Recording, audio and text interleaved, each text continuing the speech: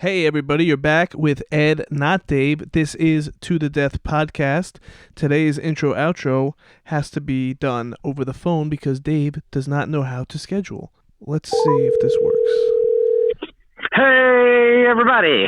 Yeah, you're on. Go ahead. No, we're on now? Tell them why we're on the phone right now. Wait a second. I didn't know we're going right into it. Oh, we're going right into it. Wait, you did the intro? I did part of it. Yeah, I did that part. Which part? The beginning part. Just tell everybody what we're doing today and why we're here on the phone. Wait, why didn't you wait for me to do it? Why are you doing things without me now? Because I'm punishing you for being an imbecile. But you're punishing me. Yes. I told you the other day we needed to do it now. It was now or never. You didn't care. You chose never. Idiot. Can you hear that? Yes, I can hear it. That? I got my headphones on. So, yeah. Well, what happened here was, Ed, you chose socializing over the podcast. That was the first thing that you did wrong. Second, I told you Sundays are family days. What about Saturday? We could have did it yesterday, too. Where were you all day? You didn't text me. You said you were busy Saturday and Sunday. I was. Whatever. So tell I everybody. had to hang out with my brother. Tell everybody what they're going to hear. I don't want this to be an hour. I still got to do this. Everybody, this is Sunday night.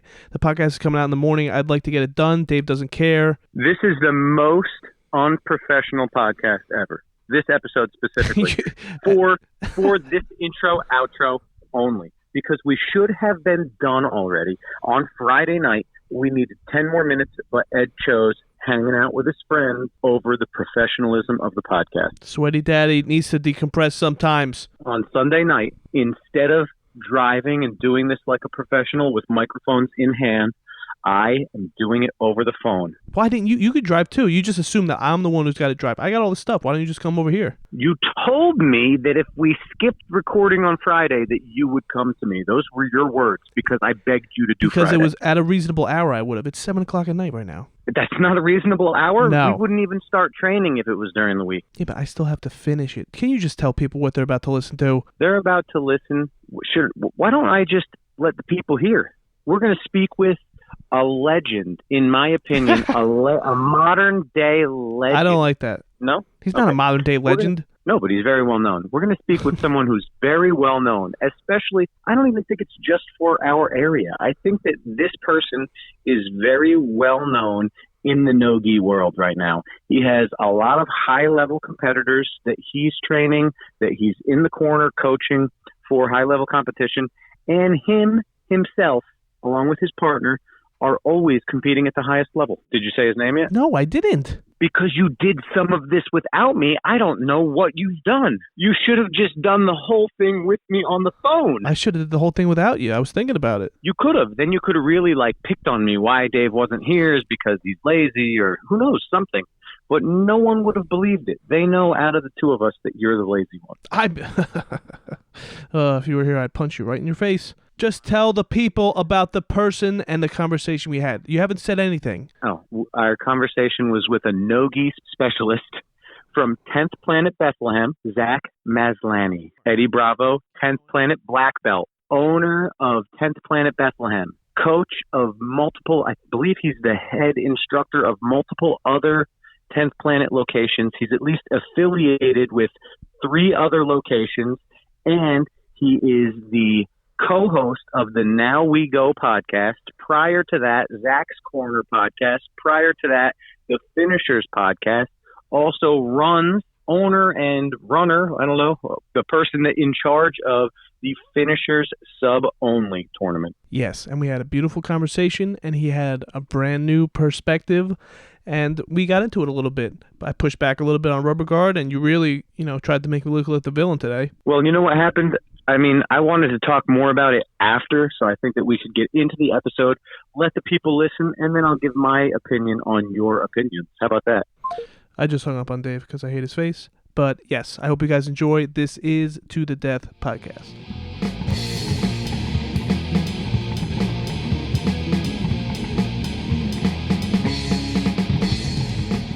There are a lot of guys that I know that were competing a long time, that I've known for years, that now I look at their Instagram, I follow all these guys, and I see, my knee's jacked up, guys will hit me up and be like, I'm just coming back from an ACL surgery, or I see these guys walking around, and I'm like, dang, that's, Listen, I hear you talk about it. I mean, I'm a little bit older than you, and I haven't gone out and let everything break, but I'm starting to break down right now. I did nothing. I have a hurt knee right now. Yeah. I don't even know what I did. I'm just like, ow, that hurts. Look at this arm. That's as straight as I can make this thing. Yeah. Why? I don't know. It's just broken, and I have to deal with it. Yeah, there are a lot of guys like that for sure, but I'm worried because the younger generation, they do all these invitationals like finishers, and there's On It, there's Sapaterio, and they're just like thinking, man, if I look bad one time, I might not get into this next thing or whatever. Yeah, because you can become like a meme, just a highlight of your worst moment. And exactly. The stakes could be higher now because there's a lot more tournaments. There's a lot more people tracking it. It's a lot more popular now than it was. Yeah. Listen, I was on Gordon Ryan's Instagram feed, okay? Okay. So our whole match was under a minute. All right? Oh, your match. I don't feel bad about it now. Yeah. At the Of course time, I was not. a little angry about it. No, but think about it. You aren't competing at a high level consistently. Like the people you're talking about are competing at the highest level. Yeah. And it's sponsorships, all these things, they come into play. And the fact that it's... But that wasn't at the highest level then. It was an NJBJJF. I know, that's why you don't care as much. I'm saying if you were training your ass off to win... Did you just say... You can't say that. I can say ass all I want. I don't think you're supposed to say that on this podcast. Whatever. It's PG. Can we real quick just back up, though? Go ahead. Because when I said that Grace hurt me, did you hear Ed chuckle? Yeah. I was telling him last night that Grace will run through him. He Yeah. doesn't understand that. I'm He not- doesn't... You said no. She will kill you. See? He's laughing right now. He listen. doesn't understand what Oh she's my like. God. Yeah, you got to roll with her. That's it. I would love to roll with her. Yeah. First of all, I hadn't make any claims. I don't assume anything, even from just watching or listening. He makes plenty of assumptions. But He's I- not going to talk about them now, though. I've been tapped out by some, not just Grace. I've been definitely tapped by some women that I underestimated, and some smaller guys, like where I was like, oh, this guy ain't tapping me, or this girl ain't gonna. As tap long me, as you never get tapped by my brother, you're fine. Yeah, that's never going to happen. But no-gi is a lot different, though, because especially the legs are more prominent now than, you've been training probably a long time. Now it's more than ever. People Exactly, are going yeah. for legs. And if you do it right, and the person like me who hasn't trained legs a lot because I do mostly gi, so there's not a lot of heel hooks in the gi. I think there should be, but Dave doesn't think so. No heel hooks in the gi. But then I can be in that position, honey hole, and I'm not really great from there. I know basic escapes, though, but you go in there with somebody that's really working on it over and over, even if they're a blue belt, and they get you in that position. I know I tap early, very early. That's smart. That's a smart way to do it. That's one of the things I pride myself on. I know there's a lot of luck, but I haven't had any serious jiu-jitsu injuries in 13 years, and I attribute some of that to a mindset of I will tap early. If they break the grip that I have, I'm going to tap. I just don't like to let them break the grip. Real quick, Ed doesn't train much no-gi, and let's get right into it here. Ed says that gi is for gentlemen and no-gi is for savages. Yeah, I stand by that. I agree. I have to agree. Why did Circle you gets a never gravitate towards the gi, or why specifically no gi? Yeah, I think, because a lot of people don't, the people who know me, but like if anyone like thinks a lot of guys from 10 Planet, they just start with no gi and, they get in Eddie Bravo and that's it. And a lot of guys did. And I noticed in our area, especially here, Pennsylvania, there's a lot of guys who wrestled. It's a huge wrestling area. So there are a lot of guys like, for instance, Thor and my guy Jules and Artis and some of the guys you just seen, they're doing it. They want to do MMA and they came from a wrestling background. So if I show them a gi, they'll be like, they'll laugh at me. Like, could you imagine Thor wearing a gi? Most of the time, he's not wearing anything. He's wearing like the shortest shorts of all time. The little and booty like shorts. The tightest tight. And I'm like, what size rash guard do you want? He's like, medium. I'm like, I wear a medium. How is that possible? So, yeah, so those guys, like, it's interesting because we get all those guys. Like, we get all the guys that never want to put a gi on. But when I started martial arts, I started in karate. So I wore a gi, and then I went to I went to Master Glacier Karate. And I went from Master Glacier, it was like Taekwondo. And then everyone quit when it turned to Tiger Schulman. So Tiger Schulman was continuous sparring. They were the gangster school. If you went to a gangster karate school, you went to Tiger Schulman's back in the day. Everybody else was a joke. And then it's weird how times change. But it turned into, they turned into doing more MMA and stuff. And then when we would do forms and board breaking, we would wear a gi but short sleeve. Okay. And then when we would do back in the day, you would do the sparring with the gi on, but it was always short sleeve. And then we started doing jiu-jitsu out of nowhere. Like one day they came in and they're like, okay, it really wasn't even jiu-jitsu, it was some kind of grappling. They're like, okay, we're gonna do grappling. I remember they showed us a guard break. They showed us some stuff that is still like, some good stuff. So I don't know who he was learning it from, but when we went to that, we took the gis off. Like we took the gi top off, and then they made everybody wear a black T-shirt that said Tiger Schulman's on. So we just wore a black T-shirt and gi pants. So, and you would wear your belt too at the same time. But when you sparred, you would still wear your gi top. Didn't make any sense. I would always grab the gi top and like hit people like hockey, and you're not allowed to do that. You're not allowed to grab the gi top and like pull it on their head and stuff. But so then, cut to me doing martial arts with them. They're getting more into MMA. They have a tournament every 6 months called Challenge of Champions, where they have kickboxing to the head for the advanced guys with helmets on and stuff, but to the body, it used to be back in the day, and you could do takedowns and grapple for a minute, and everything was really cool. But you would wear a black T-shirt, and gi pants, and they were like karate gi pants, so it was kind of weird. But then when I was looking to get more moves, like, when the internet came out, I was like, man, I got to go through and find more moves. And there's a Ken Shamrock, tape that my dad got me that he was doing toe holds and stuff on it, and I was like learning from there. And then when I saw Eddie Bravo, he was wearing a T-shirt and gi pants. So I was like, oh, interesting. This guy kind of looks like me. Let's see what his deal is, And I started looking more into that path because I got beat by guys who actually knew jiu-jitsu. Like, I thought I was killing all the guys at Tiger Schulman's, and I was the grappling guy. They're like, oh, that kid's really good. You should see him. He's like a wizard. And then they put me up against like some blue belt from, Renzo Gracie, and I'd get smoked. And I'd be like, I don't understand underhooks and overhooks. What's happening? Oh, I didn't triangle him the first time. There's more moves, So it was pretty crazy. But that's how I ended up getting into no-gi. And then eventually I felt like, and if you look at some of my old jiu-jitsu matches, I used to compete in gi all the time, or gi pants. I used to compete in gi pants. But then eventually once, like he brought up, leg locks got insane, I stopped wearing gi pants. It's because it's more slippery. But have you ever been... I'm sure that you've probably like done a class or something in the gi, but in the beginning, yeah, I've done a bunch. Yeah. You've never wanted to be more adept at the gi? You just wanted strictly no gi. I'm gonna fight. No point in putting the gi on. Yeah, I think I did. There were times when I'm like, interesting, but just for what I was doing and where I was going, like doing the sub only route and how the Eddie's tournaments were like no gi, and that's where I kind of was getting into. And I was like, man, I guess I'm going to do, and I wanted, I still wanted to do a couple MMA fights. So I was like, man, I don't know. Like, it was always like a thing. Like, I don't think gi does much. I mean, you're still learning jiu-jitsu and everything, but I don't think right now at the point where I didn't think putting a gi on would help me. Yeah, I could see like Ryan Hall is kind of in that mentality now, like the stuff he's putting out on DVDs. It's really MMA focused, and a lot of no-gi stuff. He's really looking at it from a more realistic perspective. Yeah, but that being said, now I've been out to John Jocks. He's like my, I love Eddie, and he's my coach, and I'm 10 Planet for life. But John Jock is someone I really look up to. He's like someone.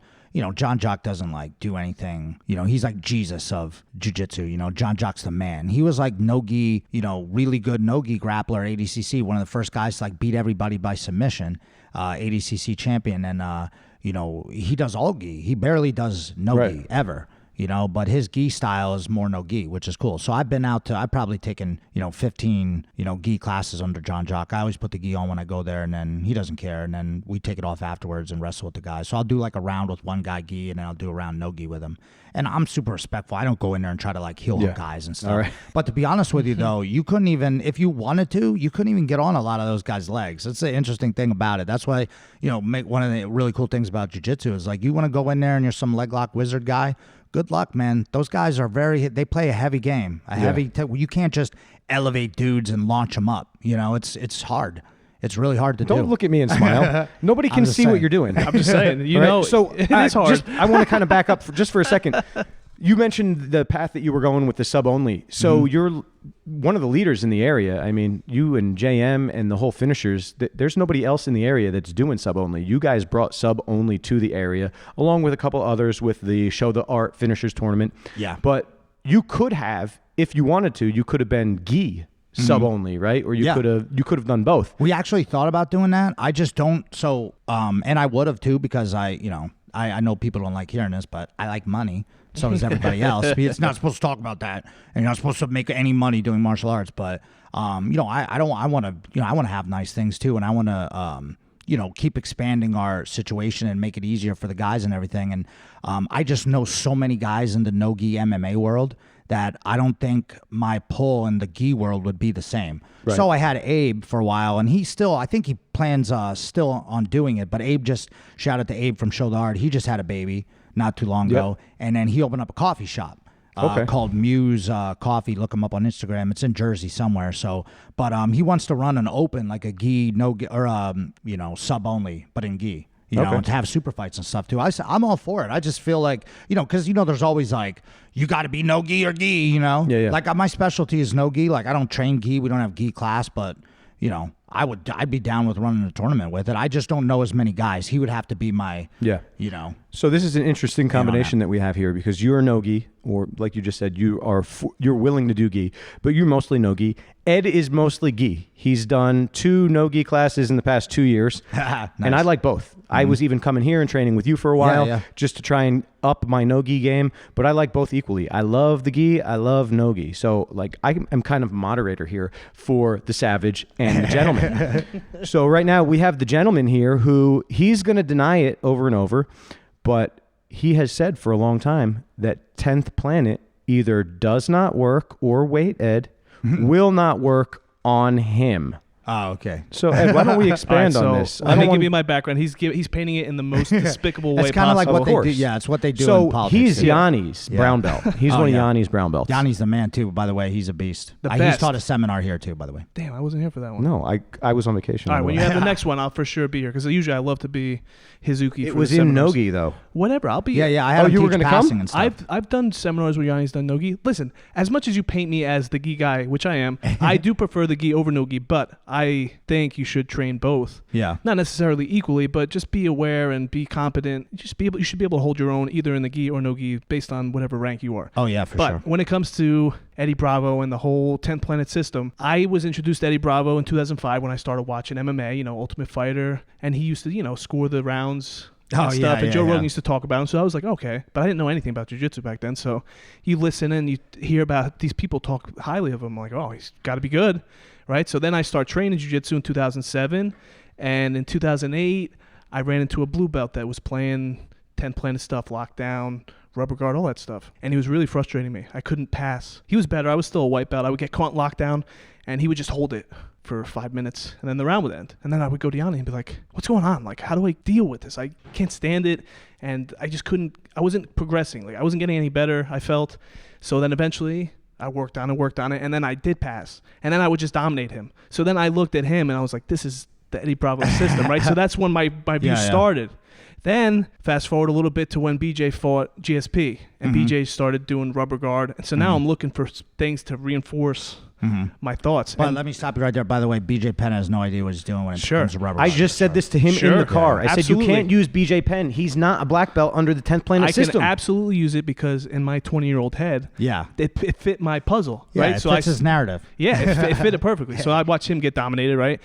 Then as I go on and just do jiu-jitsu, I get a little bit better. You know, I don't run into these guys. I do most of the gi. These guys aren't in the gi. I'm not competing against them. I'm not rolling with them. So then I just have this picture in my head of what it is. And I'm like, this is no good. This is no good. As the years go on, though, my thoughts change a little bit and I get less hard-headed about it. I still... Don't listen to him. Hold on. Continue. You came and you taught at Dave's and you were teaching half guard. I love half guard. And I agree with all the half guard kind of mentality. But I have not felt a really good player. That's what it is. That's why my thoughts are clouded by it. Yeah, well, that's the thing. Real quick, because I want you to have all the All right, information. go ahead. He's going to give it to it. During your portion of my grand opening and you were teaching, which thank I don't you remember very much. even what I was teaching. By the way. You showed some half guard. You showed some rubber guard. I think you butterfly showed sweep.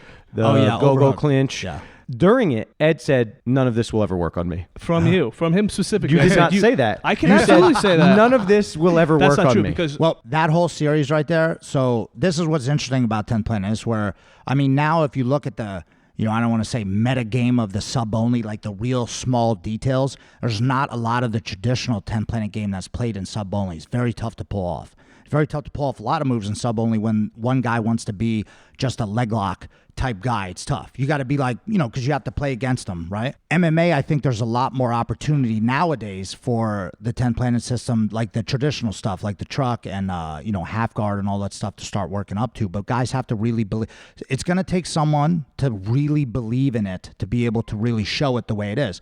Like if you watch Grace's match, even though she's, you know, she's a black belt now. We gave her a black belt, but like just because of her style, and maybe it's because there's less women, or you know, there's not as many people, so they don't get to see. There's even less amount of people that are playing that 10th Planet style now. Grace is like a throwback. She'll do all moves. Like she finally went for a heel hook, But like if you watch, she almost electric chairs every single person she goes against. Now you might not, you could watch 100 matches and never see an electric chair because someone's not believing in that technique. You know what I'm saying? So you really got to get someone who's really believes in those moves to be able to pull them off. Like those ones, especially that I do remember now what I did teach, that's a whole John Jock series. Now the rubber guard comes in at the end because, you know, Eddie throws that in. And, you know, that's another one that we worked a lot with Andy and those guys. Like when guys were over at Miller Brothers.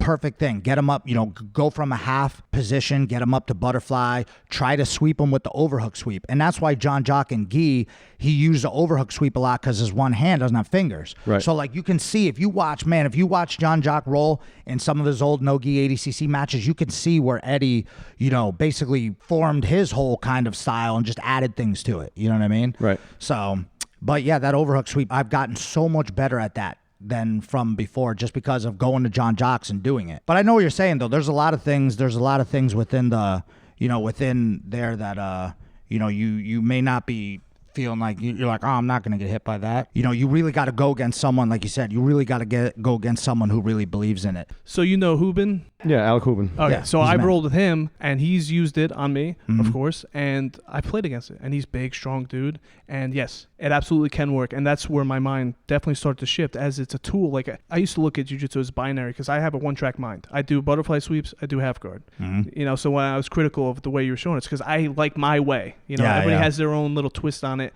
and I like my way to do it. Yeah. But when it comes to stuff like that, I'm a little skeptical just because I haven't felt it yet. Even for like somebody a little smaller, like 170. I feel like Hubin's a big dude. Yeah, you know? he's 2 something. Yeah. But Ed's 2 something. Fine. Look it up. Yeah, But I'm yeah. saying like somebody equal strength to me, equal skill. He's a brown belt. Yeah, he can get it to work. But I'm saying if he lost 20 pounds, I don't know. I'd like to test myself. I like to push it. I'm not completely against it. Another thing that goes on to is I'm very not flexible at all. I have no flexibility, so I resent Eddie Bravo, especially way back. I'm like, I'm never going to be flexible. So it's like, you're going to tell me I have to be flexible to do this. I don't want to do it.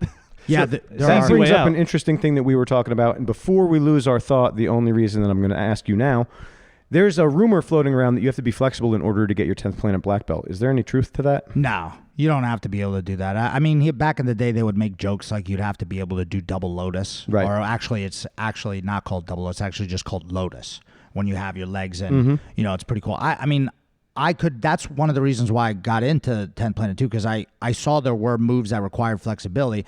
I'm really flexible. So I was like, wow, I can do this. And then for a while, I was trying rubber guard to no avail on a lot of people. Like when I first started really getting into it, like electric chairs and stuff, I got that one to work right away. Truck, I didn't even mess with that because I was like, that's too advanced for me. I don't need that right now in my game. But rubber guard, sure, I'm on my back a lot. I didn't wrestle in high school. I didn't wrestle in college, so I'm getting taken down all the time.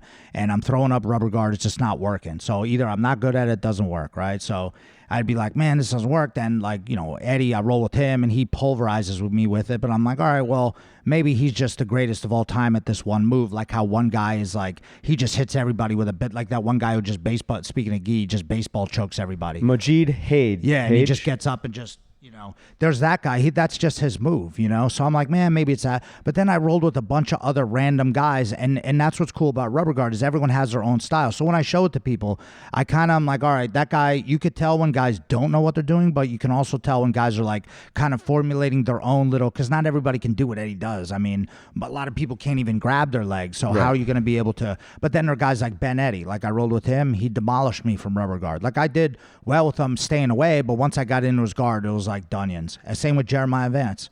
You put yourself in a real weird position, and he's like 165, and you know he's flexible, and he's got like his legs are like horse legs. So when he puts his leg around your face and grabs it, it's like I've never felt that before. I was like, dang, he almost broke my neck.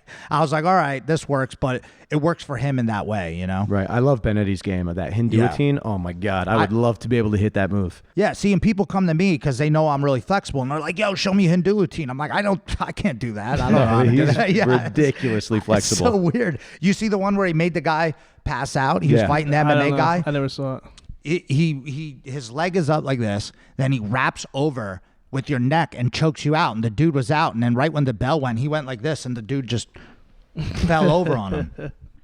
It was wild, but the reason why I think MMA too, like I just wanted to say this too before we move on or whatever, but the reason why I think in MMA a lot of jiu-jitsu doesn't come through is because there's so much stuff to work on. And I know people have said this before. Like you're like, man, like how am I going to get good at 10 planet stuff? I can't even wrestle yet.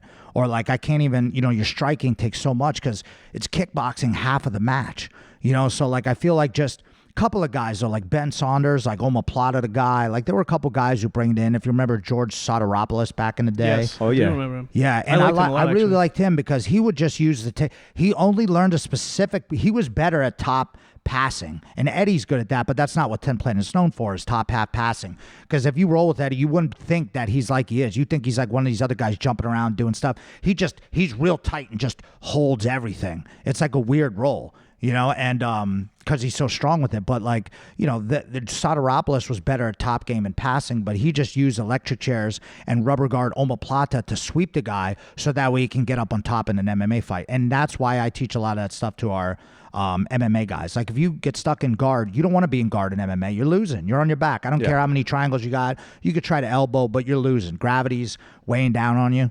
So I'm like, listen, if you can do regular rubber guard, you're already pretty flexible. If you can get on your hip, get a rubber guard and just force an omoplata, and the guy has to roll, and then you get up on top, and at least it restarts, perfect. I think everything you're saying, we agree on everything. Yeah. Our style, we just went to different paths because we followed our body. Our body told us where we wanted to go. You were gonna followed your body? My fat body, but even though I wasn't fat back then, I wanted to be pressure.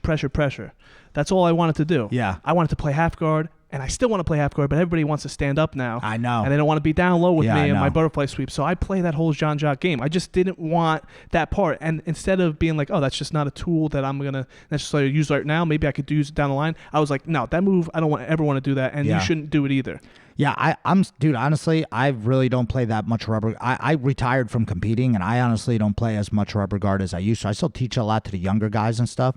But even in my own game, I've changed a lot of things because I'm getting older. I got double scoliosis. Like, I don't need to be getting stacked up. And every time I do play rubber guard, it's tight on my lower back because I'm pulling on my legs, So, and there are a lot of moves. Same thing. It's just like any other move though. Like I feel like I got a really good arm triangle, and that's probably my best. It is my best submission, is just a standard, arm triangle from the top.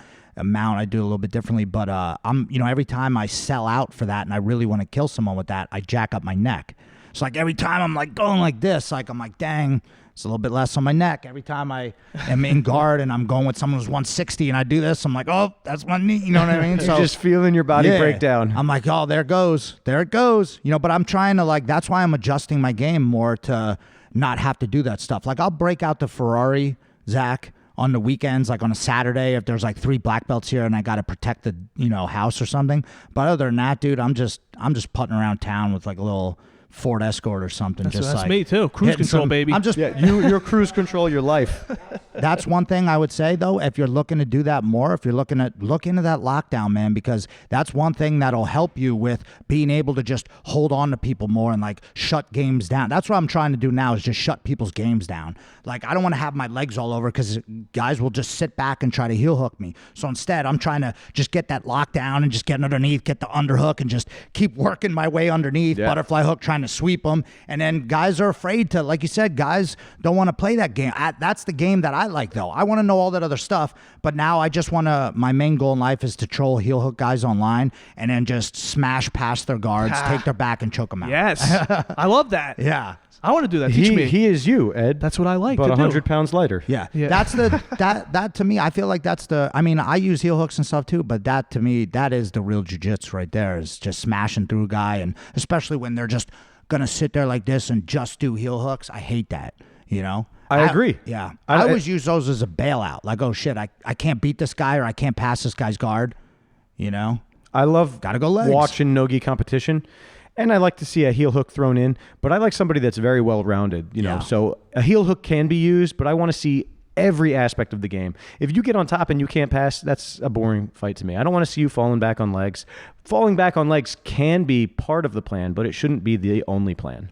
Yep. Ed. I want to Agreed. hear your thoughts on all this stuff. You don't use any rubber guard or lockdowns. You don't I use do. any of it. I do. Are you serious right now? I use rubber guard. I use lockdown. I electric chaired my brother last night. I was in gonna say the I've gi. seen you. Yeah, it works better. In the gi. All right, all right. That's another thing I'll say since you bring that up too. Like I also did gi at Daniel Gracie's. You know Daniel. He owns school in Philly. Yeah. Where Gabe came from. Yeah, exactly. Yeah. Well, he actually started with us, and then he moved down to Philly and started training at Daniel's. Got real good under him. So I used to train at Daniel. We'd go down when we first started 10th Planet Allentown. We used to go to Daniel's on Thursdays because the place we were teaching at wouldn't let us teach class on Thursday for some reason. They're like, we got this other squad in here. I'm like, all right, whatever.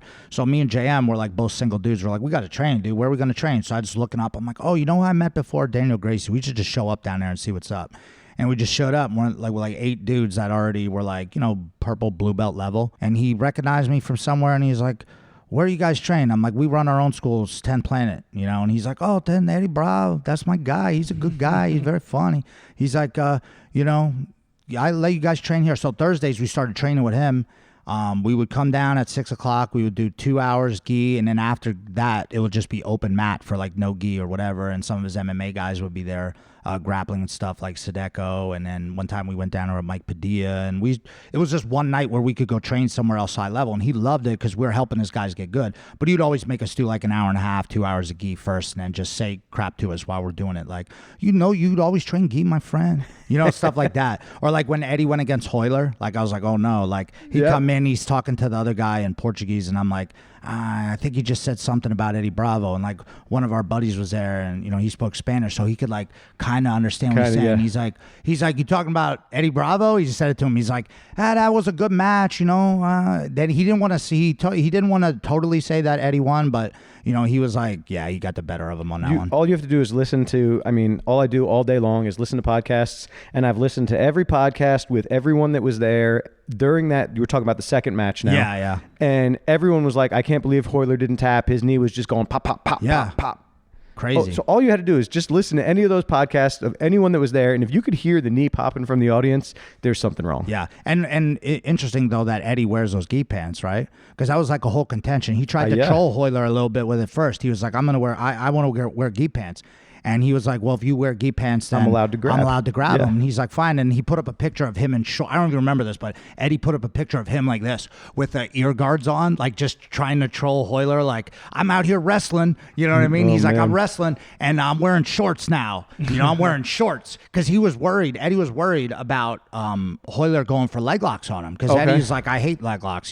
He teaches them now, and obviously it's a huge part of the game, but he's not. Eddie was never a leg lock game. He was always like, forget leg locks. We don't, we want to get 10 Planet good for MMA. We don't really need leg locks. If you drop back for a leg lock, you're going to get knocked out. That's what he used to say back in the day. He says that all the time, that he used to say that. Yeah, exactly. So, but then that happened. Like, he's like, I need those gi pants. He's told me stories where he's like went to Japan and like they brought in some guy to roll with him, and it was like, oh, this guy's going to roll with Eddie Bravo. And he was like, oh, I didn't bring my pants. Like, that's how much those pants mean to him. Because he was dependent on lockdown. Yeah, he wants those gi pants. He'd rather have, for me, I started taking them off and rolling with shorts and nothing on because everyone was going for leg locks. Right. And I wasn't versed in leg locks yet. If you look at some back of my old matches, I wish I could have some of those back because guys still try to post about, I beat Zach back in the day. I'm like, okay, cool, man. Yeah, you heel hooked me like 7 years ago, but I would probably KO you now, Or if we rolled, I think I would probably smash you because you don't compete ever. There's a couple of guys, though. There's a couple of guys who like, but then there's other guys like who, well, it's the thing, though. He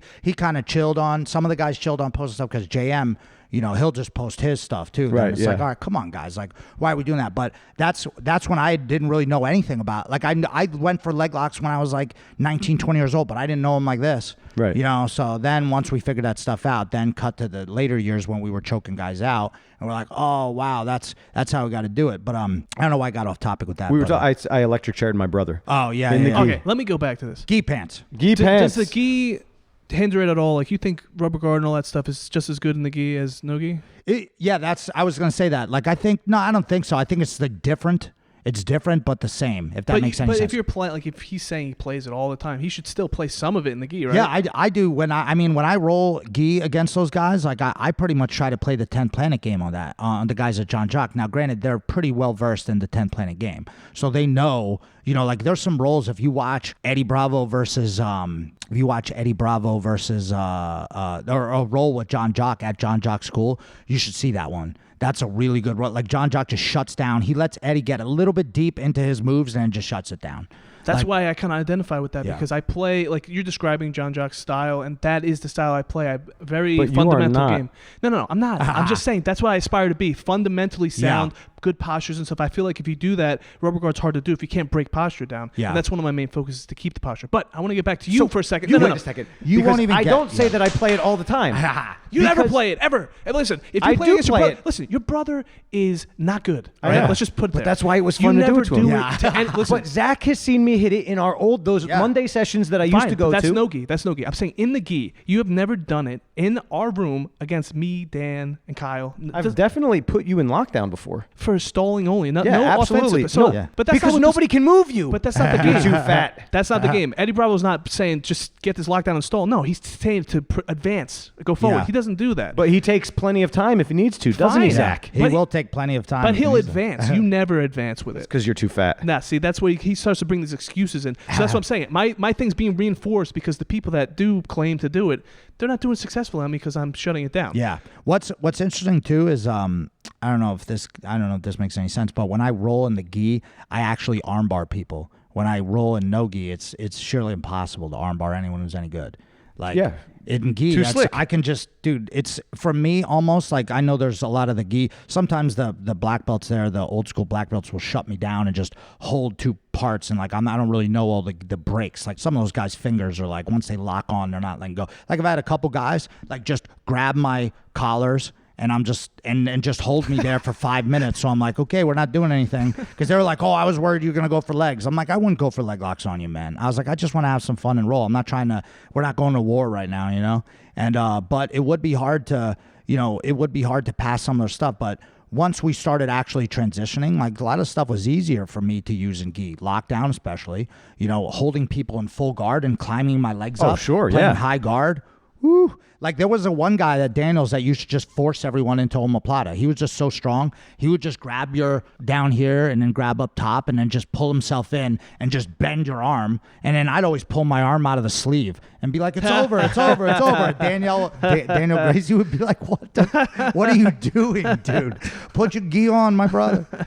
If we were in the street, I would have taken my arm out of the jacket. No, but that's why I never like people closing the guard around me ever. Yeah. If you let somebody, no one can close their guard around you. Stopping it. No, that's not why. No, that's you not because I'm fat. He loves so to play these fat close jokes on me. It's not about being fat. I preach that to the guys all the time, though. I'm like, look, we got to do it in class, but when you're rolling, if it was like a real and you don't want to let the other person, I would never be in anyone's guard. Never. MMA is different, Yeah, it's different for sure. But even GSP, even from a guard would break the guard and step over and always go to half and just beat you from half guard. Yes. I love smashing half guard. Passing the guard is like, man, it's because of the leg locks, And like, listen, I like a lot of leg lock guys. We have guys that are our leg lock guys and they're perfect. We got a couple of dudes here, they only do leg locks and I make fun of them. But I think you should do, it's just corny. Like you would want to do everything to me. Like a full player wants to do everything, and I think the hardest thing to do is pass the guard in jiu-jitsu, take the back, on good guys, So that's why I think it's probably the coolest thing to do, but it's always what you get better at later on in your training. In the beginning, unless you like wrestled or something like that, if you just come in clean slate, like people usually learn guard and you usually learn stuff off your back because you're usually getting your butt kicked. Mm-hmm. That's me. I can wrestle, so I always pull guard. Half guard. And now he's doing judo. He's trying to become more well-versed. I did one judo class, but yes, I do want to You're talking a big game. Like you're starting to do judo every Sunday. No, I didn't say that. I said I went one time. No, but... you don't know. I want to do the leg locks. I want to do no-gi. I'm scared of it. That's why I'm not doing it. Yeah. That's all it is.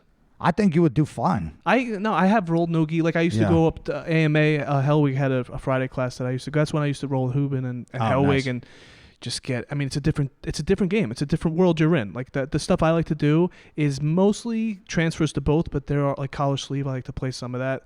I like to make good grips when I do my over/under passes. You know, I utilize them heavily, but in the no-gi, it changes up, especially when they add leg locks. He likes to do guillotines a lot. People really see them in no-gi. In the gi, we don't really see them. It's Maybe tough to get you see like loop chokes and stuff, but I could see that stuff coming when you make a grip on me. Yeah, I don't like that. Now we have you seen? Now I'm going to start boasting on some of our guys. We were talking about him when the podcast started, but have you seen that kid, little Bam Bam? You've seen him, right? Oh yeah, Matty Bam Bam. Shout out to Matt Bam Bam Velez. I show him to my son all the time. On Yeah, his yeah. Instagram That's right. highlights. Yeah. I show my son. He trains. He'll be here in.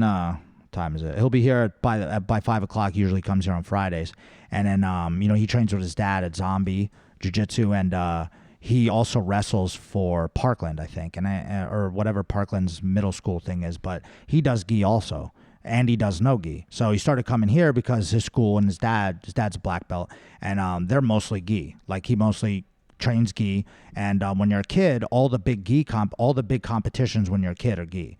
So like Matt wants to win everything. Yeah. So he's wrestles a year up from his or weight up from what he was doing and to the older kids and just trashes them. He's a really good wrestler. So he's got already that wrestling base, and then he brings that to the gi. So you should see his style. I think I can't do that. Like we ain't gonna be able to do what he does, but he could do backflips and stuff. He could run off the wall. I can't do backflips. And he goes out. Listen, he goes out. He won the gi Pan Am's like 4 years in a row, and he wins it by all submissions. The last one, the kid tried to run away from him. He ran at him, pulled guard, because he likes to pull and just slang arm bars and stuff. But if you're tough though, and you don't want to, he thinks you won't pull, he'll wrestle you and take you down too, because a lot of those other kids can't wrestle. Yeah, They no. only do jiu-jitsu. So he slides into like trying to pull like a quarter guard so he can go dogfight, and the kid like falls over because he's like run out of bounds. He barambolos him, takes his back, and then throws an armbar at the same time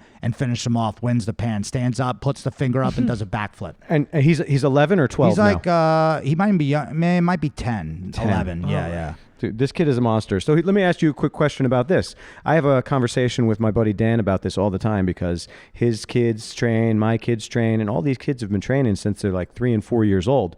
By the time that these kids are all the size of an adult, do you think that they're going to run through you, or do you think you're going to be smashing them still? It depends on how big they get. That's what it is. I'm talking like an adult, your size, equal in size. I say that these kids are going to kill us. Yeah, I think they will kill us, but then I think there is some kids though, depending on how they came up in jiu-jitsu, we might be able to still have a mental block on them. Like it's tough to beat them. Like you're going to big brother them just mentally? Oh yeah. I'm going to big brother your son. My son is going to kill you. I'm going to have to try to, that's the only way. Like I notice, I'll do it to some of the kids too. Like I won't just play him. Like even Sid, he's 15. He's getting big. He's like my weight. He said I asked him what his weight. He said 140, 145. I'm like, crap, that's my weight. He's a very tall kid too, isn't he? So like, and then Lucian, who's getting pretty big. So what I do with them is I don't big brother them, but I just like I do all the like black belt tricks. Like they're gonna have to learn all those. Like act like I'm not doing anything, and then snap onto like a sweep or something like that. I like that. Or like I'll just hang in there and act like I'm dead, and then just boom, explode into something. Or like I'll be looking away and then jump on a leg lock, like because I know I can still get them. But now they're getting harder and harder to tap because I've literally put them in everything. Yeah. So sometimes then I have to use all my strength. But then I'm like, crap, I'm rolling with him the first round. That's supposed to be one of my easy rounds before I go to try to train with my brown belts that are like bigger than me. And I'm like, dang, now the kids are starting to kick my butt. So it's tough. But I think Bam Bam, dude, when his dad's like 180. When he gets that size, I'm toast. I don't think I'm doing anything to him.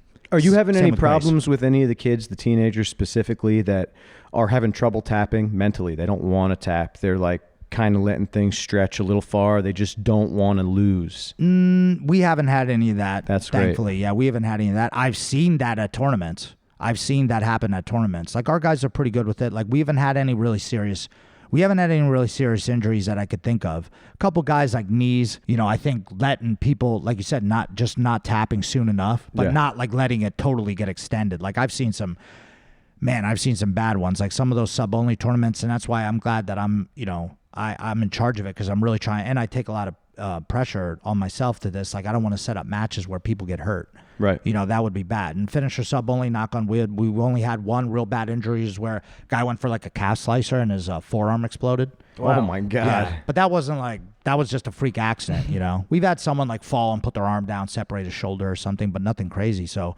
I'm just like, you know, I preach it all the time to the kids. I'm like, what's one more day? What's one tap? What's one? Right. Who cares? Just tap out. Here's what's better. It's like, don't be in that position and you won't have to worry about it. Yeah. And if you are, you made a mistake, tap. That's it. You know why it's hard to tap me? Because I'm not in a lot of those positions. But you know what? If I get in a triangle, I'm done. Yeah. I'm not fighting out of, like, I see kids will be like holding on. They're getting thrown to triangle and mount, and then they roll them back over and they're wrenching their arm and they're still trying to. I'm like, dude, I would have tapped out 5 minutes ago, but you ain't going to catch me in a lot of triangles. But if you do, I'm out. You know what I mean?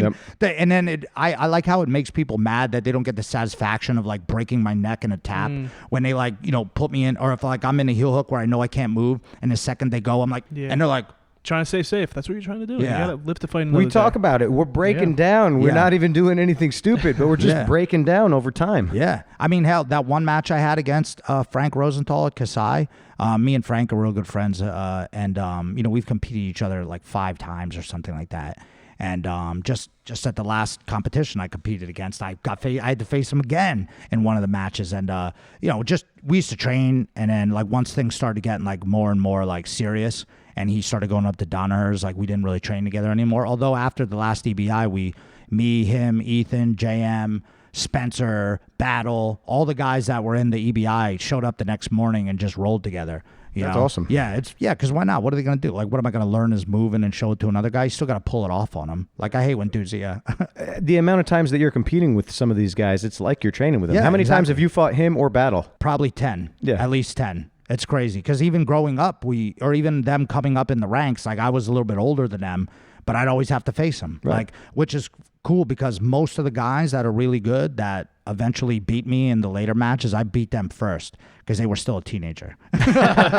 And I was like 26, and I'm not how old is this kid? I'm like, when I had to go against Andrew Kochel at like one of the tournaments, I'm like, yo, you gotta face this dude. He wins all the Nagas. I'm like, all right, let me look at it. I'm like, that's a kid? I'm like, that's a kid, dude. They're like, yeah, but he ain't no regular kid. And I had to go in there and like hold him, score 2 points, and then hold him down. Oh, that's my specialty. Yeah. Then just stand up and be like, whoa, that was the most boring match I've ever seen from you. I'm like, I'm not opening up on that guy. You know what I mean? That he's all running around, never gets tired. I'm like, I'm just going to hold him down. So like most of those guys, I beat them the first time before they, you know, got wise and then kicked my butt when I got older. But still though, Eddie Bravo said to me one time, like why I brought that up is Frank backstepped on me and he did some weird move that held my legs together. Like I knew he was going to backstep, but I let him, not like I let him do it. Like he did it. And I think he knew that I knew he was going to do it, but I didn't know that he was going to like put his one leg on my leg and trap my leg. So I couldn't move for a second. Yeah. So that made me mad. But anyways, I couldn't get my legs out, you know, and I'm flexible. And people have seen me in some pretty deep leg locks and I got out because I know myself. I'm not going to let my leg get hurt at all, especially my leg. Like I'd rather have someone punch me in the head as hard as they can and have my knee blown out because you can't walk. But if that makes any sense. But when he was on, like he got my legs separated and he went for the heel hook, I like looked up at the clock. So I did the same thing again when I lost by heel hook to Meow. Joao Meow, when I looked up at the clock and there was like 30 seconds left or like a minute left, and he was like, my legs were like this, and he was like just about to, I'm like, all right, you got it. Like I didn't like, like I'm in a thing, like, like that's how people get hurt. Like I'm just like, oh man, they're like, yo, you got a minute, hold on. And I'm like, a minute? I'm like, I don't know if I can hold on for a minute, dude. And then right when like my legs get off, I'm like, all right, you got it. And then they're just like, oh. Sure, of course. Yeah. How much crap did people give JM when Calistine got on his leg? Oh, I know. Dude, yeah, don't that you was think a good one. I heard it. I was there. I'm like, don't you think you tapped a little early? I'm like, are you serious? What are you talking about? Tap. Yeah. Walk. Yeah, he's out. And then guess what? A lot of those guys that were in that specific division are hurt now. Yeah. You know, a couple guys had ACL surgeries and stuff. You don't want that, man. If you think about it, I mean, he knows. I mean, how many hours has that guy rolled? He knows when he's got. Yeah, exactly. Just because you didn't, he didn't see a grimace on his face, like that's what people want to see. They want like the that's a high level understanding. Like I knew I wasn't gonna get out of that, even though it's on Flow Grappling and people are gonna be posting it a million times. Like, hey man, I shouldn't have let him get there. Yeah. If he wouldn't have got there, I made a mistake prior to that heel hook coming, because everyone wants to talk about the heel hook, but it's like, Well, it was leading up to it where I really blew it on that one, I was fine walking out of that piece. It was no big deal. So now, Ed, what do you think about what Zach's saying right now, admitting he's messed up a long time ago? You like that, don't you? I love that. I love it because you're taking responsibility for it, and you're not saying like, oh, it was just like a lucky thing. Like, that's why I like that whole... Ed gets lucky on me all the time. No, that's why I hate that. I don't sub a lot. I don't sub a lot of people. I like to control position. It's always been position before submission for me, and it still is. Yeah. I mean, if you can submit, go ahead. Yeah. But if you can control somebody the same way every time, like Dave knows my moves. I have 3 moves, and I could keep doing them. I mix them up and I mask them, but they still work. I got to get to my position, and it's just like you said. When you're even in a pass, like when you're about to get past, and you're thinking about, all right, what's the next thing I'm gonna do as he's passing to keep the movement going. One of the things I wanted to talk to you about though was the competition. You're involved in competitions a lot, and we always talk to the black belts on this podcast about promotions, how you promote, what goes into it, and we've been asking all of them if competition is a factor at all, any factor in your promotions. Yeah, for sure, it definitely is because but I just feel like everybody's on their own when it comes to the way I've been doing it, and I feel like that's how Eddie Bravo's done it with us. And there was a time when I thought I should have had my black belt like 2 times, and it would have been like, when he would have gave it to me would have been epic because of just what was going on. It would have been cool because there was so many people here, or it was a seminar or whatever. But because he held it back and he gave it to me at the right time, I think it was, it meant something more to me, So I don't want to just give people belts based on them winning matches, because that's important too. But that being said, if the guy's a good person and he's out there crushing and or they're just like showing, over time after time that they're just beating other belts, and to me they're showing like a full game too. Like there's so much that goes into it. But like if for instance one guy goes out there and he's real good at heel hooks, you might be able to heel hook yourself to purple belt, but then after that I'm never going to give you a brown belt if you can't do anything else. Like if you can only do leg locks and you've been training for 5 years, you might get the purple belt. But even then it's going to be tough for me to, because people are going to be like, where are you from? I'm from 10 Planet Bethlehem. Who's your instructor, Zach? They would look at someone weird if they're like, I don't know how to do a triangle. Yeah, absolutely. You guys are held in very high regard, though. Thanks, man. Yeah, I mean, we really do. And people have accused us before, be like, it's hard to get a belt over there. I'm like, that's nonsense, dude. You just got to train. That's it. It's not that hard. I just gave out, this past time, we gave out 3 blue belts, all just regular dudes, not anything like crazy competitors. Like one guy goes to Lehigh, he's like a college student. And then we gave 2 purple belts to guys that are in their 40s. And they don't have to compete to be promoted. No, they don't. Neither of the. I mean, Al has competed and Stan has competed. Now, both of those guys, you look at them, they don't look like competitors. They're both in their 40s. They're just regular dudes. Right. And Stan, he works for like a company that does 5G. I'm saying not necessary to be promoted under you. No, for sure. No. Well, that's not the question. That's not the question. Making clarification. That's all. We do have guys that haven't competed at all that have gone through the ranks and but what happens is for me, what happens is I think everyone could do a competition. But that's the other thing too. We have so many competitors and they put us up on, these blogs that say like we're one of the up and coming schools when it comes to competitors. But me and JM never tell anyone to compete. Only if you want to become an MMA fighter and that's your end goal, which is few and far between, or you want to fight, then I think I tell everyone you have to compete. There's no question. You have to do kickboxing, you have to do grappling. But to get belts here, you don't have to compete. You just got to you could just be one of the mat enforcer guys that if I see you could do all the moves, I know you can do it. Like, I know you can do it, especially under duress. And, like, sometimes I won't give someone a belt until I see them roll with someone from another school because you're comfortable with everyone here. Like, That's why the open mats is beautiful, because when someone comes through and I see one of my, blue belts, going at it with a purple belt from another school or tapping them, I'm like, okay, interesting. Or I'll tell guys, even Zach Edwards, now he's a brown belt. And he went through the ranks here pretty quick. He's really good at leg locks, but he's also really good at other stuff too. Like his rubber guard's pretty solid. His passing's getting better. It's really hard to pass his guard. And, I told him, he's like, I want to get my black belt one day. He knows, he wasn't asking for his black belt, but he was like, what should I do? I'm like, bro, you gotta figure out you want to be a young guy black belt, like a 28, 27 under us, bro, you better get your crap together. You better get your strength conditioning on key if you want to be a competitor black belt under us. If you just want to be a regular black belt, you don't have to do any of that. Just train. And, we got 2 guys, Greg and Matt. Now, they competed when they were younger, but they haven't competed in 5-6 years. Greg Henry and Matt Cook, call him Clambake. But they're in their 40s, and they're both black belts under us. And, You know, they haven't competed in a long time. They've probably done like maybe 5 competitions total, if that.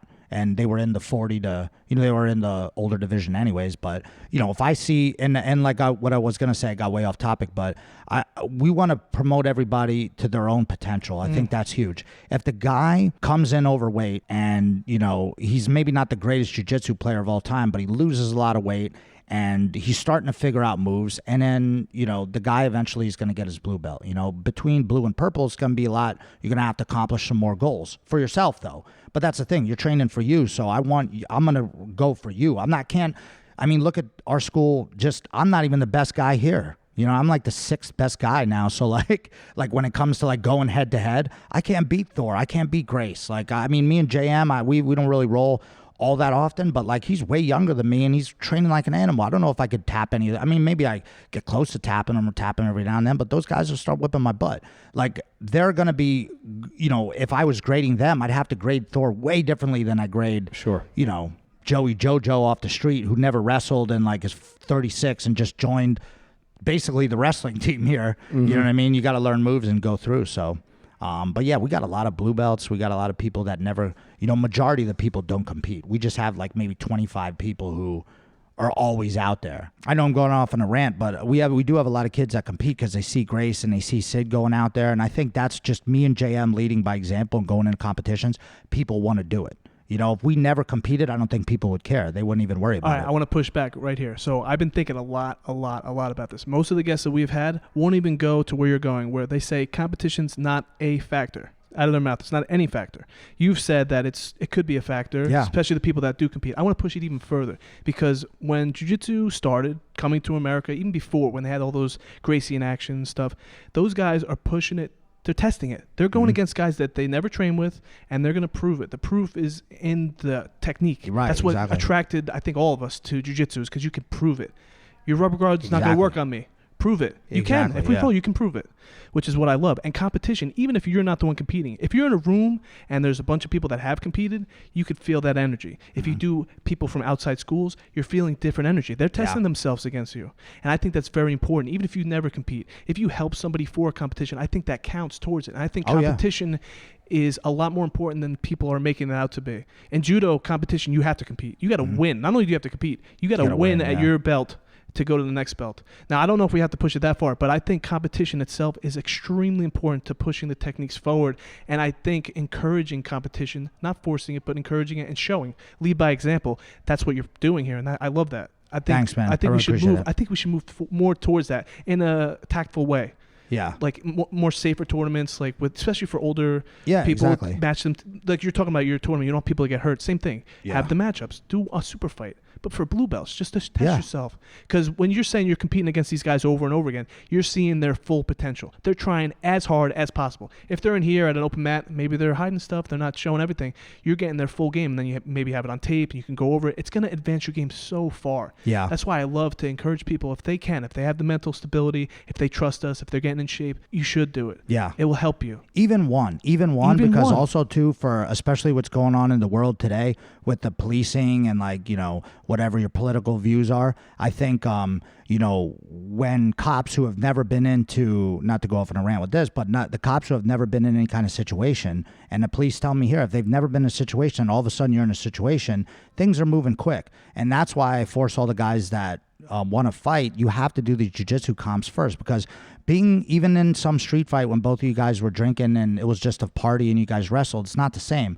but it's still a heightened elevation to regular, like you're comfortable at the training facility. Even I get butterflies when I go to another school, when I go to John Jocks, when I go to Eddie's, because they know I'm a black belt and I got myself on Instagram. They're like, I'm going to try to kill this guy. Yeah. I'm going to see if he's got it. I'm going to see if he can still do these moves. I want to see, most of the time, I don't go in to try to beat those guys. I try to defend myself. I feel like that's a win if I just get through without getting, because people are trying to go after you, but I have to keep putting myself in that situation to keep my level high like that. So that way, when I go into a competition or someone does try to kick my butt, it's not going to be moving too fast for me. Right. Like when some blue belt who's been doing leg locks for 3 years comes in here and is like, "Oh, Zach's how old is he? He's a black belt. Oh, let me see if I could just catch this guy real quick." It's not going to happen. You know what I mean? I have to make sure it does. I mean, it could for sure, but I want to try to make sure it doesn't happen. That's one of the reasons why I competed a lot, even after it didn't even really you know, it was cool for the clips and stuff, but it didn't really mean as much anymore. I just did it because I wanted to keep myself at a certain, I want to run a jiu-jitsu school and be, you know, some tough guy. I better make sure I know how to handle somebody, you know? And if you're a cop or something, or if you're a guy and you get in a street fight, and even if you are a purple belt or a blue belt in jiu-jitsu, you might still lose that street fight. People be like, are you kidding me? I'd be like, yeah, because you've never been in a competition. You've never been in a street fight. How do you know what you're doing is going to work? Yeah, you practice it on a mat with a bunch of guys that know the moves and are like, hey, I like Joey. I let him get a move on me every now and then. What if someone's really trying to kill you? Could you do it? So this is an interesting thing that I've been talking about recently because I've had more cops come into the academy. Us too, yeah. And I have a couple that are coming from Krav Maga. And let's just say, for argument's sake, Krav Maga is the best thing. Best self-defense, martial art, best thing that police officers can train. Maybe it is the best. Maybe it would be the most effective. Here's where the problem lies. You can't train that 100%. Jiu-jitsu, you can train 100%. So every single day, you get to try all these moves on a fully resisting opponent, and you get to see what works.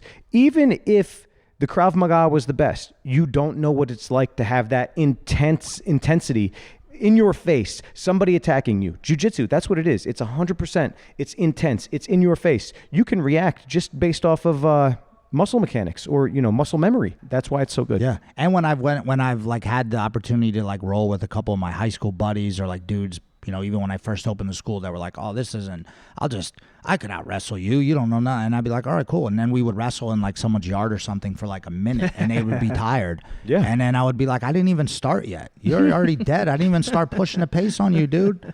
I could do this for hours. And they would be like, oh man, you know, but you gotta put yourself in that position to be able to do that. You know, that's why, and that takes it back. That the next level is actually doing the competition and going out there, being scared, putting your mouthpiece in. And I even tell the guys, I don't even care if you get tapped. That has nothing to do with that. I don't care if you win a medal.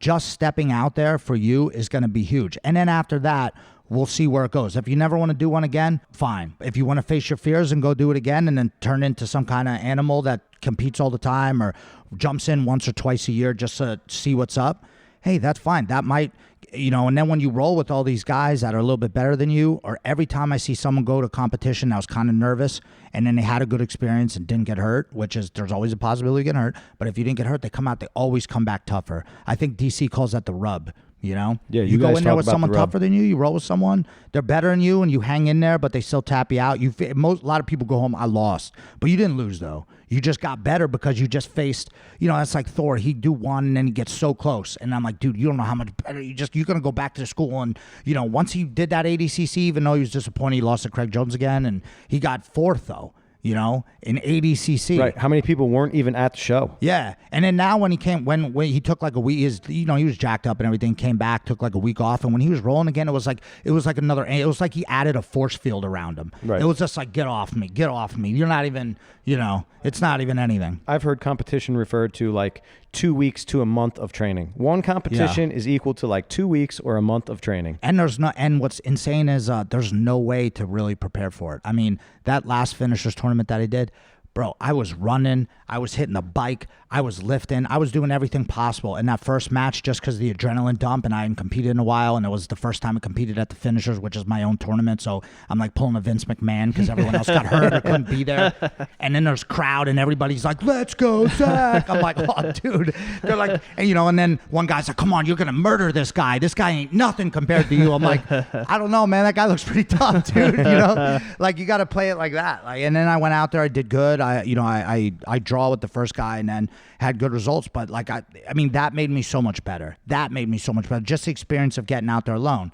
And I didn't you know, there was nothing I could have did. There's no way to replicate that experience, you know. You do any meditation or anything? Mental training? I do that for sure. Like I try to visualize stuff. Like I'd always there were a bunch of times where I've been I take a shower before the I always like to, like, if I get nervous or like I'm really thinking about something.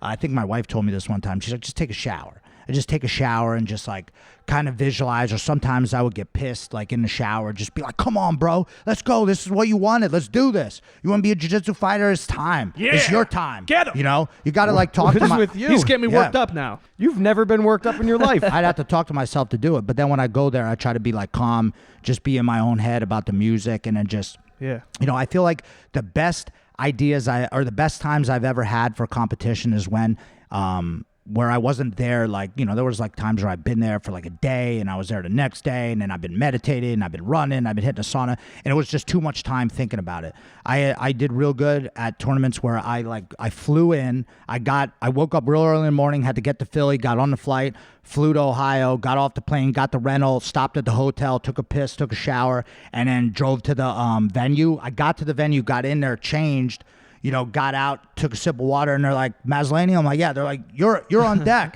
And I was like, oh, wow, I just started warming up. They're like, well, you're going to have to warm up on the walk over. And I was like warming up and everything. I didn't even listen to music. I was like, the whole time I was like worried. I was like, oh, dude, someone's going to steal my wallet and my phone and everything like that. And I went in there, took the guy out, and then I was like, you know what? I think the whole reason why is I didn't think about it. It just wasn't in my head. And then when we slapped hands, I just jiu-jitsu. You know what I mean? We were talking about that with Joseph. He was talking about once you sign up for the competition and your head's in it, that's where everything starts to fall apart. Right, exactly. If you could keep your head out of the game. Yeah. If I could have I swear I would have done so much better if they could have just plopped me down and it was just like I turned on the video game and hit start and I was there. Yeah. If I was there, it would have been fine, because all the other stuff is what really boggles you up. Because even some of those matches I had with some of the guys I was talking about, like, I would be like, okay, don't get in. All right, I know this guy's going for heel hooks. Just don't be in a heel hook and we'll be fine. We'll just play the game and it'll be fine. And 2 seconds in the match, I'm in a heel hook. And then it's like complete panic because you're like, oh no, this is the one spot I didn't want to get. As opposed to being like, I'll just, I'll take it as it goes and just whatever happens, happens. And I just put myself in a position where I just, like that. What was that one joke where the guy was, I forget what comedian it was, but he was like, I got on a plane and it was an 8-hour plane. I read for 8 hours about, diabetes. And then when the plane landed and I got off the plane, I had diabetes. And that's exactly what it is. You will yourself into doing something either right or wrong. So, or either good or bad. That's what I think anyway. So less thinking maybe. Yeah, but you can't challenge it and test it unless you sign up. Yeah. When you sign up, even at a lower level, I've competed mostly at white belt and blue belt. But the nerves when you're waiting, you're not even on deck. You're just looking around at you're looking at your competitors, and you're like, "Wow, these guys are way bigger than me." But they're not. You're building a monster in your head, and then once you grab a hold, just muscle memory now. So that's when you train hard, and now you can try to get better at it. I think those nerves. That's why I think you come up leveled. Yeah. And especially if you have a good teacher that can go over the video with you and say, "Listen, this is what we could do better." Even if you won. Or if you lost, it changes your view. Imagine if I lost to a rubber guard guy that early. It would definitely change my perspective on it, and I would have trained differently. But I have trained differently based on I won as many as I lost. I'm even, and I've learned mostly from those losses. Yeah, exactly. Yeah, that, and like you just were saying before, cut out them excuses, man. Yeah, Dave loves excuses. This is his I favorite love thing. excuses. Dave doesn't get nervous. I don't make any excuses. Well, that guy was 18, and he was like, and that guy's arms were hairy, and whatever. My only excuse for Ed is he's fat. I can't get him off Come of on. me. What? Tell him how he's technical also I am. really strong. Look at the Yeah. size of him. You'd never guess that he's really strong. He's really strong. He does a couple things pretty good. We're both brown belts for 4 years. All right, no end in sight, and we're just trying to train. That's it. Yeah, I get think, better. dude, I might have been a brown belt for like 3.5 years or something like that. People have been giving us crap, My though. instructor now is in Brazil. We got COVID. I'm not going to see him for 2 or 3 more years. It's fine. It's fine. Brown belt, you're a 10th planet for life. I'm brown belt for life. Yeah, there you go. Hey, there's nothing wrong with it. Before I got into this, I didn't even think we were going to get belts again. And when we were like, I finally realized, I was like, oh, wait a minute. I was like, I'm going to get belts again? Because I had already got my black belt in karate, so I didn't think nothing of it. And then when I got my blue belt from Eddie, I was like, oh, wow. It just reaches a point where it doesn't matter anymore. The belt doesn't matter. Yeah. It holds your gi closed. Who cares? No, it matters. It matters. But it doesn't It matter. matters to you. It's not everything. Yeah, it's part of the game. What are you doing it for? It's for your teacher. Like, I highly respect Yanni. He's my mentor. He's never going to give you a black belt. It doesn't matter, though. But what he has already given me, I'm very appreciative to it, and it helps me move forward. It gives me confidence, because that's what you need. You just said, if your move is going to work, you got to believe in it. Yeah. So if he believes in me, it helps me believe in myself even more. The Yan father. Yes. Yeah, yeah. He So, wishes he could part of Mafia, but you're not a I'm like, Mafia. I told you, we talked about it. I'm on the outer edges of the Can Mafia. never be made. I asked him, too. I got the invite for Fridays. Friday. He just saying that. Yeah, we're he on pity the invites outer, me. I've been to a lot of the main brothers trainings. Yanni's been here for a seminar. I'm on the outer edges. It's like the Outer edges. extended family. Perfect. You know how Right? like you got your school and then you're like, oh yeah, you guys know the main brother? I'm like, yeah, we're friends with those guys. We've been there all the time. And then they're friends of friends. Yeah, oh yeah. You're Friends like of it's friends like of friends some, of friends. Everybody knows everybody. That's what we want. We want to keep that friends. We want to be friends with as many as possible. That's why having you talk to us about this is fantastic, because we haven't had many no-gi guys. I mean, Yeah, McLaughlin yeah. was the other no-gi guy who likes Brian's no-gi more. the man, yeah. Yeah, and I think we need all of it. I want to spread it all everywhere. Yeah. Eddie Bravo was one of the guys. He started it. You know, when he beat Hoyler, I was telling him, I think that was one of the turning points for American jiu-jitsu. Legitimized us here. Yeah. I thank him greatly for that. Yeah, and we'll call him after this, and you can get on the phone we with can him, leave him a message and thank him. And what's really cool too is like it's under John Jock. Like I said, like it's really cool to be, you know, in that like lineage. The John you refer Jock to him lineage, as your yeah. grandfather, right? Yes, sir. Real quick, Papa Dukes. because we're running out of time here, you have the kids class coming. Yes. I just wanted to talk about grinding. Like, for as long as I can remember, you and JM, because you are the leaders here, the owners, I don't know what your deal is between the two of you, 50-50 partners or what, but you guys, in my head, are like grinders. Yeah. There's nobody that I knew that has been working harder for jiu-jitsu, for the school, for... How do you keep your motivation through all of it? Because you guys are so busy. Podcasts, tournaments, schools, competitors, everything. How do you keep motivation? It's not for me. It's not that tough. Like I don't think it ever was because you know I was definitely unmotivated to go to my regular jobs. I'll tell you that much. But once I got out of that situation, once I was able to get out of that situation and really take a step forward to really try this situation, try jiu-jitsu and martial arts and everything as a living, I just see it as like I had a whole nother life, I feel like, before this. Like I was fighting and training and stuff when I was 19 and 18 and 16 and all that. I was doing martial arts, but it was like, and then I had like a breakup and stuff, and I got with my wife now. And before that though, it was literally like I was a whole nother person almost, I feel like. I was still the same guy, but like my life turned so drastically to where like I got all these opportunities to do this because you will yourself into them. And it's like, holy cow, like I don't want to ever go back. And I think that's what would be my main motivation is it used to be my motivation was I just don't want to have a regular job and I'm fine with living in the back of the school.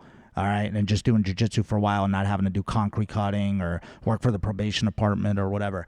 And then I think my motivation was, okay, well now I want to get my own place and like have some decent things and things are going good. So why not? Let's do that. Now I think really my motivation is like since I'm married and JM just had a kid and I want to have a family and stuff eventually, and there's so many guys here that believe in us and Grace and Thor as a school, and then we're with Gabe in Miami and all this stuff. There's so many people that I feel like rely on me and us, and the finishers enterprises as a whole. That's my motivation now is to just take care of all my people, and just keep doing this and keep grinding. But I mean, we are grinding, but I mean, when we're doing this, it's not really even like grinding. I have to get my body rest because I'm getting older. Yeah, but it's like I just keep hustling up new things. Like, all right, I'll come up with an idea, write it down, and then like I try to motivate other guys that are like better at I even see guys that are better at their craft, whether it be photography or art or video or whatever. They're better at their thing than I am at mine, and they don't do anything with it. And I'm just like, dude, you could be out there freaking killing this, And we've given a lot. I feel like we've motivated a lot of people to just do that type of thing. So, and now that it keeps growing and growing, I feel like why not just keep pushing it and see where it takes us. It'd be a shame if we quit or stop going as hard as we are now, And it doesn't always mean like your body, like physically, like mentally. I push myself all the time, staying up late, working on things, But it's fun, so it's not like it's really taxing like on me, but it is stressful. People are like, oh man, you stress free. I'm like, well, you still got to pay the bills. Yep. There's still a lot of stuff going on. Pretty stressful actually. Yeah. But I would rather be stressed in this facet than the other ways. And like I said, I'm still nervous every day, but that's one of the things that pushes me to it. I wake up in the morning, I'm like, okay, I'm not letting this go. Too many people are relying on me. I can't just sit home and, watch TV all day like some people do. And I see a lot of people run their own business. They run it in the ground because they just don't try. And you got to go out there and just, if you give everything you got and you still fail, it's going to be hard to be mad. All right, Dave, stop. No, you stop because he's got to go. He has to teach kids class. He's going to teach it, but just 1 second. Here we go. I got 15 minutes, so don't start till 5 minutes. Before this whole thing happened, the COVID thing, Dave was on the precipice of taking the full leap into his gym and taking the full chance. Now, with all this happening, obviously Dave has trepidation. Yeah. And I think it's going to blow over eventually. We don't know, a year from now, 2 years from now, whatever.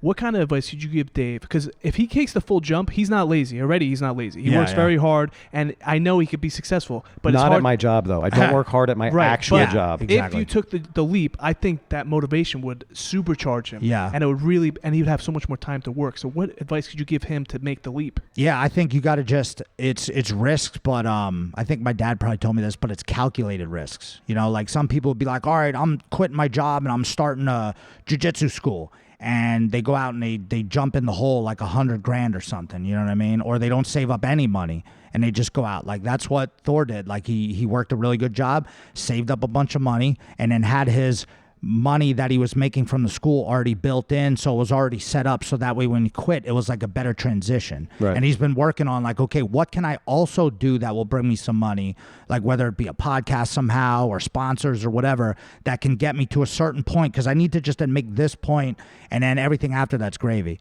So like, I mean, advice wise I would say just, you know, set yourself up to succeed. You know, if you just go out there on a whim, sometimes you gotta do stuff on a whim, but if you go out there on a whim, it's so hard, like, to just wing it and still be successful. I feel like if you just take a calculated risk, have, you know, whether it be money or have a situation set up where, like, you know, the younger guys, I'm like, your parents better be taking care of you or something, because you're not going to make any money, you know, for a while. But then the good thing is you already have a school, you already have things set in motion. Like if it was starting from scratch, I would say, you know, because people are like, I can't do both, but look how many people do both. You got to do both at first. You got to hustle, do both, and you figure it out. Some people are just lazy. You know, I think you would do great, man. I think most people will figure out what it is, because everybody's situation is different. Like once you jumped into that, you would just, the right person will make it happen, as opposed to make the excuses. You'll figure out how to make it happen. There's a good book, before I let you guys go, there's a good book that I just listened to it, but it's called The Obstacle is the Way. You ever heard of that? I heard you talking about it on your podcast. It's a really good one. I'm telling that about everybody. For entrepreneurs and people trying to really get into their craft,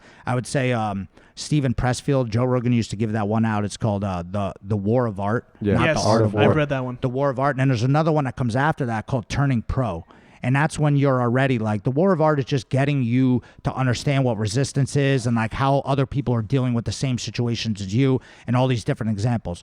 Turning Pro is like, okay, you're already that thing. Now, let's get to work. You know what I mean? Like you're already you don't have to say like, well, I want to be a jiu-jitsu guy or I want to be an artist. No, you're already an artist. Now do it. You know, and that's basically what the whole thing says, right? And the obstacle is the way. That's more like, that's about, they use a lot of like stoicism, you know, in that, like a lot of old, you know, sayings and stuff on how like most people now, like something will come up and they'll figure out ways, you know, like when I bring up an idea to someone, most people will figure out a way to shut it down. And I'm the opposite. I'll figure out, I'll go, okay, well, it's shut down that way, but I'm going to figure out how to make this work. And that's the thing. The obstacle, you just go into it, lean into it. Like someone rips on you for something, or like if someone put up a pic, you just got to lean into it. The more you battle against it and the more you fight against it, I think the harder it's going to be. If you're just like, all right, whatever, I'm that thing and I'm just going to run fast forward at this thing as much as I can and we'll figure it out, you know? Because like if I bring up an idea, bro, you don't know how many people would be like, that's stupid. You don't want to do that. You're going to open up another school. It's the middle of coronavirus. I'm like, that's the time to open it up, because no one's opening up stuff. That's right. And I'm going to get the cheapest place known to man. Here we go. You know, that's how you got to do it, I think, anyways. I agree. It seems to be working. Glass half full. There we go. You're not having to talk me into anything. Get on the phone and call my wife. I think that's the biggest problem. But you know what? My wife will do that too. I'm like, I want to open up a coffee shop. And she's like, no one's going to open up a coffee shop at this time. That's a dumb idea. And she didn't like it at first. But I need her to be there to tell me these things so I can go, you know what? Let me figure this out.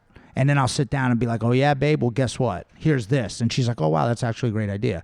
Now she's on my side, you know, but it's like I have to be like the salesman. I got to sell it to her. You got to learn how to sell your wife. I'm not selling her. I'm coming out, dude. She sees what's going on. Everything's going good. We're going but good. there's always a but. There's always a by the way. What if this happens? What if that happens? I'm like, hey, listen, I'm going to come in a suit with graphs and everything. What if like, look, honey, die you could tomorrow? Yeah, exactly. How about that? How about let me do what makes me happy for a little while first? Right. Or like we look back and then we say, hey, dang, wouldn't it have been cool to open up a coffee shop? Yeah.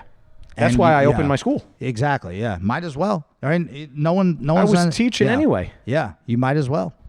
You got Big Daddy helping you out. This is all going to work out. I told you about this. You can't have more than one nickname. What's my name? Sweaty Daddy. Sweaty Daddy's helping you out. He's constantly changing his nickname. Nobody's going to know who he's talking about. So, Zach, thank you so much for your time. Yeah, no problem, man. Thank you, guys. I'm glad we got together. Maybe, I could sit here and talk to you forever. I have so much more stuff written down on my phone. I was not checking text messages. So maybe in the future we can meet up again and get you and JM together and do it. Yeah, it's always a trip. You have anything you want to plug before we get out of here? Yeah, for sure. So if you're in the area out here, Bethlehem, Easton, Allentown, PA, we're looking to open up a place in Quakertowns. Check out finishersmma.com. You could always find us on Instagram. Just search 10P Bethlehem or my name's Zach Maslany. But as for jiu-jitsu stuff, we do have a big tournament coming up. We're starting to run tournaments again. We do, same thing, no-gi, submission only, and it's for like white and blue belts to get experience. Like there's a pro division for the guys, 170 pounds to win $1,000. You put in 100 and you can win, but all the guys, all the other things, and there's a lot of guys that have told me they've only done gi before, or they've only done points tournaments, or they've only done different kind of tournaments, like and they've been wanting to try sub only just to see, because in the gym you roll for submissions a lot of times, you know what I mean? And that's how a lot of times guys will say, like, well, I beat him because I subbed him. Or like, well, that guy held me down, but if I had 8 minutes and I'm overtimes, I'd be able to tap him. And like you said, oh, really? Go ahead. Because anytime now that we run a tournament, I'm like, hey, show up, win the division. Oh, I'd kill anyone at 170. Let me in. All right. November 14th. I think it's November 14th or 15th. Check it out. It's on the tournament's on Smooth Comp. That's where most people sign up for tournaments. Or you can go to finishersjujitsu.com and then you can register on there. But pumped. How about if we want to learn from you? Just come down here to the school, just show up to class. Or you can actually go, we have DVDs. We got so much stuff I don't remember. We got 2 DVDs on BJJ Fanatics. If you're really interested in learning the 10th Planet game, or you think like, I don't want to drive to a 10th Planet, or, those guys are weirdos, just go online. You don't even have to tell me. You just go online and buy our DVD on BJJ Fanatics. That actually does help us out a lot, because we got the whole 10th Planet warm-ups on there. And then we also have finishersmma.tv. I'm into a little bit of it. That's what happened. I quit my job and I'm like, I'm getting into everything. Yeah. I'm going to start selling insurance. Also, too, you could check out the Grappler's Guide, too. I forgot. Shout out to Jason Scully. He's actually the first one who ever put us on that. But I think you'd use the code 10P Bethlehem, or you use the code. Just go to any jiu-jitsu website, use the promo code finishers. It might work. Maybe you set a deal with them. But yeah, Grappler's Guide, we're on there too. And the Grappler's Guide isn't just us. That's like everybody's on that piece. You got Craig Jones, Josh Hinger, a lot of guys better than us. But if they use your promotion code, you get a little something for it. Yeah, we get paid. Yeah. So make sure you guys hit up Finishers for that. Yeah, yes. Or if you're like interested in buying any of that stuff and you're like, I don't know, promo codes, whatever, just DM me, man. I check my DMs like once or twice a day on Instagram, and I just go through. And if you're looking for something, man, I'm here to help. This is what I want to do. So yes, awesome. And I just want to say thank you for having this discussion with me. Like, I know I pushed back on you a little bit. Yeah, but we all have the same end goal. Yeah. Like, I love it. I have high respect for you and Eddie Bravo's system and all jiu-jitsu. Anybody that's trying to spread jiu-jitsu, that's my kind of guy. Thanks, man. Wait, your end goal is to tap Ed? Because that's my end goal. It's just to tap Ed. Do it, baby. Prove it. No, thank you guys, man, and always, dude. I love discussions like this, man. I could, like you said, I could do this for hours. It's not even like we're like no one's arguing. We all like the same thing. There's so much nuance to it that people don't understand. So if you're out there, sign up for jiu-jitsu somewhere. Yes. Peace.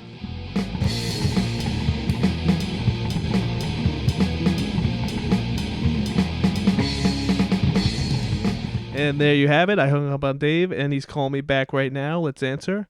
Davey? Hello? You're in the outro now. I'm in the outro? Did you hang up on me? I hung up on you. Wait, why did you hang up on me? Because I hate you. Oh, man. Are we recording right now? Yes, we're doing the outro. Tell everybody how happy they should be. Wait, why didn't you let me finish my thought, though? I don't like you having this much control. I love it. This is great. I think this is how we should do it from now on. From now on? Hey, listen, I'm sitting on my porch right now. Can you hear nature? The crickets and whatever else is going on. I could do it from here every day. Yeah, you need a better microphone. How about you get a microphone for your computer, and then we could do FaceTime? Yeah, you'll have to show me how to do that. No, you're good for Just nothing. show me how to do it. You're good for literally nothing. I say the intro word. Whatever. And you did it today. I can't wait to hear what it sounds like. Did you say, hey, everybody, you're listening to the Death Podcast? I don't remember what I said, but I'm sure it was fantastic. I want to hear it. Can you play it for me now? No, I can't. It doesn't work I like have that. to approve it. I need to approve it. I could redo it, but I'm not going to because that's enough. No, just get it done because we're already at the last minute because of you. What did you think of the episode? I love the episode. The only thing about the episode that I didn't like was I didn't like how you change your opinions, although you've been set in stone since I've known you. But once you get in front of someone, you are non-confrontational. You bow down to them and you go, "You're right. You're right." No, I definitely didn't do that. No. You know. Listen, you have always hated the 10th planet system. That's not true. I don't like Rubber Guard specifically. The 10th planet system, I don't really know it. And as he started going over it, I actually looked up Electric Chair and stuff like that. It's just Half Guard. He plays Half Guard. I love Half Guard. So obviously I would like that system. But I don't like Rubber Guard. I don't like Lockdown either. But I did say that. I pushed back on that. Now you just said it's just Half Guard. So how do you feel about all of the 10th planet names? I don't like the names. You don't like the names. You don't like Rubber Guard. You don't like Eddie Bravo. No, you don't like Zach. That's not what do you like? You don't like Nogi. I don't like you. That's who I hate the most. You might hate me the most, but I make you better. I push you to be a better version of yourself. That's not true. Did you hang up on me again? I'm waiting. I'm ready for you to hang up on me again. I'm going to eventually, but we got a couple more things to talk about, And sponsors?